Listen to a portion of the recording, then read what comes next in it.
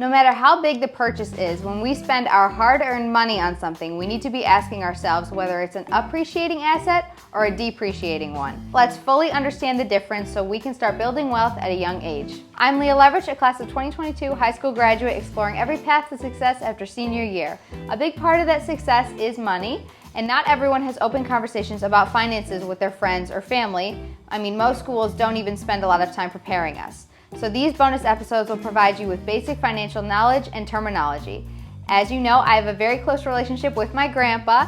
He wasn't thrilled when I was working instead of going to college because he thought that it would be harder for me to make a living. So now, every time I see him, we end up talking about money. I value these conversations so much that I want you to hear them too. So if you're feeling the pressure of entering the real world and need to know how to manage your finances in the simplest terms, let's explore our options together. It's our first day of class. This is Finance 101 on the Decision Day podcast. Okay, Grandpa, where are we putting our money? This is a big, spending with teenagers, young adults, especially when we get our first job, it's hard not to. Start us off, what is the difference between a depreciating asset and appreciating asset? Okay, stay away from buying depreciating assets that lose value over time, and buy things that gain in value. For instance, the best example is you need a house, you need a place to live in, okay? Yeah. You could pay rent endlessly and you find yourself with nothing. You could put that money, rental money, into a house mortgage, buy a house, pay the mortgage, and at least after that 30-year period, you own the house completely. That's an appreciating asset. Over long periods of time, houses have not lost money.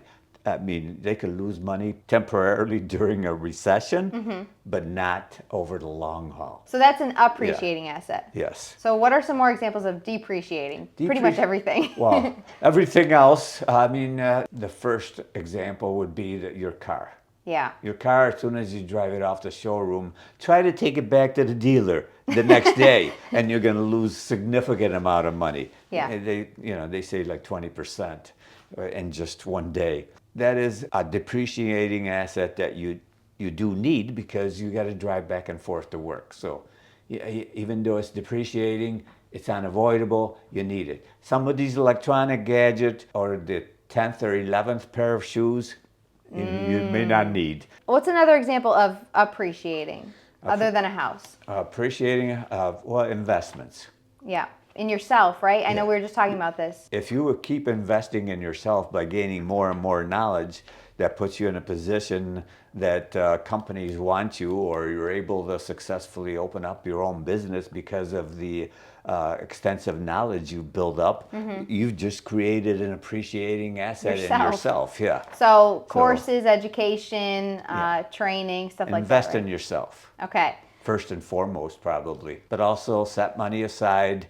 I always like to give the example, save the first $10,000, you put it in the bank, even if you don't want to deploy it in the stock market yet, you put it in the bank at 5% on a certificate of deposit and get something like $500 a year in interest. That's like $40 a month. $40 a month could pay your phone bill. There you go. Then you're not paying it. So because you had it saved in the bank, if you get 5% for that money being in there every year, that'll give you $500 a year that you didn't do anything for just because you had the money in there, right? Now you got somebody else paying your bills there you for go. you instead of you. But of course, I'm a big proponent of investing it in the stock market because it has a track record of like 10% gain yearly instead of 5. So if you want to know more about investing in the stock market, check out previous episodes of Decision Day dedicated to investing. But for this, there's miscellaneous expenses. I know from when I was in high school, it's very tempting, and I have fallen into the trap of,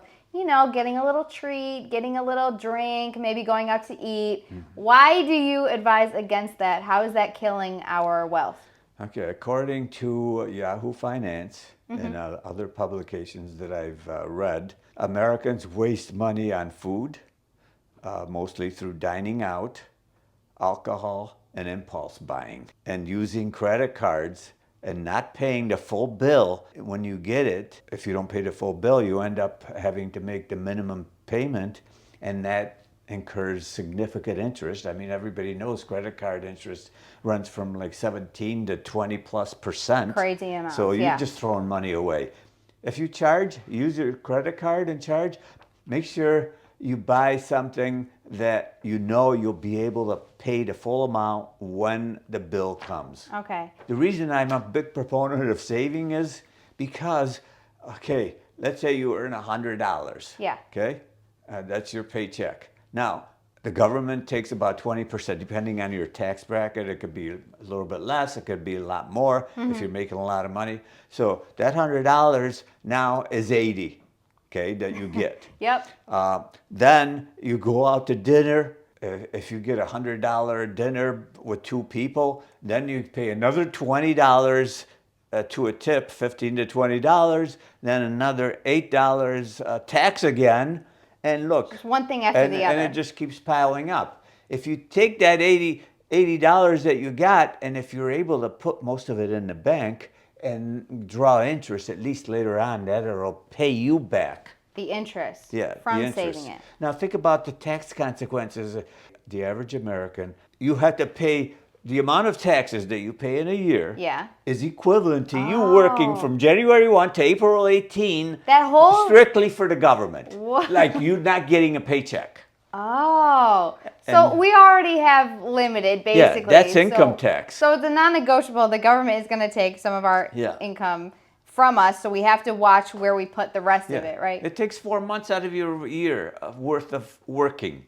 You're working for the government. So how have you personally in your life, because you're very good at keeping track of your money, you're very disciplined. How have you restrained yourself from overspending? And I know right now with the internet, overconsumption is a big thing where everyone just wants to buy all these little gadgets and things that they probably don't need. How have you avoided that personally with your own mindset? I was disciplined because, when I was working, you had kids in college, you had to be disciplined in order to save the money to put the kids through school and save some extra for retirement. You have to. It's either that or then you end up with being broke in retirement, and that puts you in a very difficult situation. You want to be comfortable in retirement. You don't want to think, well, do I need to go and get a job now? How are you living now that you've invested in appreciating assets and you have been disciplined? Well, now it doesn't matter. Now, I'm in a spending mode now. Yeah, because you've saved and put in all that work now, your money's just growing. You don't even have to touch it, right? I like to have the gains that I make from the stock market and other investments to splurge on when I need to. I know a lot of people will tell us as we're young, like invest in your future self or think about your future self. Grandpa here is our future. So if you want this lifestyle where, you don't really have financial worries, right? You're in your spending mode and it doesn't matter anymore because you've done the hard work. This is what it's like. This is our future self, or it can be if we are disciplined now. Yeah, I like to advise people to start learning, not try to learn the whole trade, but start learning they have a lot of courses where you can learn basic electricity, basic plumbing, only to the extent that you'll be able to avoid a call to a plumber, especially on the weekend where they charge enormous amount of money to come in, and then with parts and so on.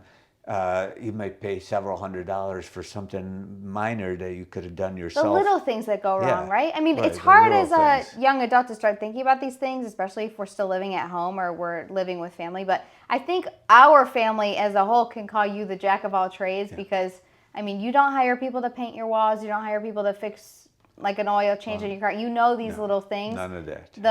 You know probably more than the average human, but just the basic stuff that might be a money suck, right? That you can kind of save a few here and there. Yeah, take the time to learn. There's so much information available now. You can learn on your own. You can learn by taking courses. You should be able to change a flush valve in your toilet. You should be able to change a faucet in your house. There's a number of little things like that you can do. I wouldn't recommend people start jumping in and tearing things apart without knowing what to do. Yeah. But gradually build confidence in doing small things and gradually build up to more complicated things, because You're just saving yourself money with Yeah, each of these things that you teach because yourself, right? that $400 or $500 that you save could go to the bank and draw interest for you, or it could go in and buy a share of the S&P 500 for you. Yeah, so I mean, your whole philosophy is just as much money you could save as possible, you're putting away and you're not touching. Without taking risks. That is the difference between depreciating and appreciating assets. I think it's like a family joke now at this point. Every single time that someone in our family group chat wants to buy something, we always go, oh, hang on, is this depreciating? Because Grandpa's going to get us if it is. So make sure that you're watching where your money's going, and if there's a way that you can do it yourself, right, take that opportunity. Let us know if there's something that you want to learn more about in terms of finances, if there's something you want us to look into or touch on for a future episode. We'd love to help you out understanding the basic financial knowledge and terminology to set you up for adult life. You can reach out to us at Decision Day Podcast on social media or decisiondaypodcast@gmail.com. Rate the podcast 5 stars, and we can't wait to share a new perspective with you in the next episode. Thanks, Grandpa. Nice going, Leah. You did a great job with that. So did you.